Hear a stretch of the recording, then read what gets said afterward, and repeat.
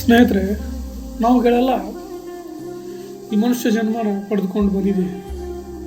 ನಮಗೆಲ್ಲ ಒಂದಲ್ಲ ಒಂದು ದಿವಸ ಅಥವಾ ಯಾವತ್ತೋ ಒಂದು ಟೈಮಿನಲ್ಲಿ ನಮ್ಮ ಜೀವನದ ಗುರಿ ಏನು ಅನ್ನೋ ಪ್ರಶ್ನೆ ಬಹುತೇಕರಲ್ಲಿ ಬರುತ್ತೆ ಅಂತ ನನ್ನ ಭಾವನೆ. ಈ ಮನುಷ್ಯ ಜನ್ಮದ ಗುರಿ ಏನು? ಹುಟ್ಟು ಬಂದಿದ್ದೀವಿ, ಹಸಿವಾದಾಗ ತಿಂತೀವಿ, ನಿದ್ದೆ ಬಂದಾಗ ಮಲಗ್ತೀವಿ, ಅಥವಾ ಕಾಲಕ್ಕೆ ಬೆಳೆದು ದೊಡ್ಡವರಾಗ್ತೀವಿ, ಮದುವೆ, ಮಕ್ಕಳು,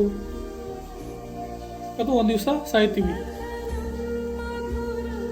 ಹಾಗೆ ಇನ್ನೊಂದು ಮತ್ತೆ ನಾವು ಹುಡ್ತೀವಿ ಅಂತ ಕೂಡ ನಂಬ್ತೀವಿ. ಹಾಗಾದರೆ ಮನುಷ್ಯ ಜನ್ಮನ ಬರೀ ಈ ಹುಟ್ಟೋದು ಸಾಯೋದು ಇದೇನಾ? ಈ ಹುಟ್ಟು ಸಾವಿನ ಚಕ್ರವನ್ನು ದಾಟೋದು ಹೇಗೆ ಮತ್ತು ಯಾಕೆ? ಅಥವಾ ಮೋಕ್ಷ ಅನ್ನೋದು ಒಂದು ಇದೆಯಾ?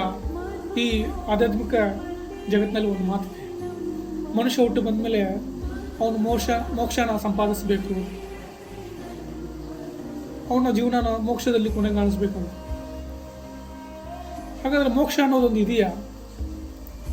ಹಾಗೆ ಇರೋದಾದರೆ ನಾವು ಏನು ಮಾಡಬೇಕು ಅನ್ನೋದನ್ನು DVG ಅವರು ಈ ಕಾಗದ ಮೂಲಕ ನಮಗೆ ಹೇಳ್ತಾ ಇದ್ದಾರೆ.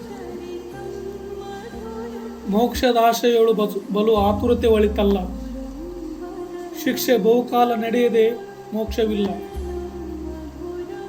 ಲಕ್ಷ್ಯ ತಪ್ಪದೆ ಚರಿಸು ಸಾಮಾನ್ಯ ಧರ್ಮಗಳ, ಮೋಕ್ಷ ಶತಸಿದ್ಧ ಮಂಕುತಿಮ್ಮ.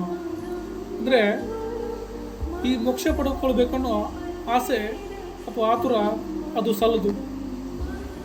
ಯಾಕಪ್ಪ ಅಂದರೆ ಇಲ್ಲಿ ನಮ್ಮ ಕರ್ಮಾನುಸಾರವಾಗಿ ನಾವು ಪಡ್ತಕ್ಕಂಥ ಶಿಕ್ಷೆ ಅಥವಾ ನಮ್ಮ ಜನ್ಮಗಳನ್ನು ನಾವೇನು ಕಳಿಬೇಕಾಗಿದೆ ಅದು ಮುಖ್ಯ.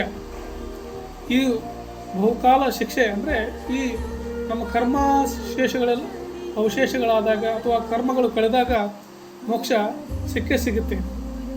ಹಾಗಂತ ನಾವು ಸಣ್ಣ ಸಣ್ಣ ಕರ್ಮಗಳನ್ನು ಸಣ್ಣ ಸಣ್ಣ ಧರ್ಮಗಳನ್ನು ಅಥವಾ ಧರ್ಮ ಅಂದರೆ ಏನಪ್ಪ ಅಂದರೆ ಇಲ್ಲಿ ಒಂದು ಬೀದಿಯಲ್ಲಿ ಬರ್ತಕ್ಕಂಥ ನಾಯಿಗೂ ಹಣ್ಣು ಹಾಕುವುದು ಕೂಡ ಒಂದು ದೊಡ್ಡ ಧರ್ಮದ ಕಾರ್ಯವೇ ಅಂತ ತಿಳ್ಕೊಳ್ಬೇಕು. ಅಂದರೆ ಅದು ಯಾವುದೋ ಒಂದು ಬೀದಿ ನಾಯಿ, ಅದಕ್ಕೆ ಅನ್ನ ಹಾಕಿದ್ರೆ ಏನು ಉಪಯೋಗ ಅನ್ನೋ ಹಾಗಿಲ್ಲ.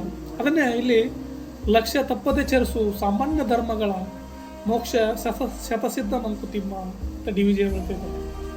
ಅದನ್ನೇ ಇನ್ನೊಂದು ಸಾರಿ ನಾನು ಪೂರ್ಣ ವಿಚಾರಣೆ ಮಾಡ್ತೇನೆ. ಮೋಕ್ಷದ ಆಸೆಗಳು ಬಲು ಆತುರತೆ ಒಳಿತಲ್ಲ,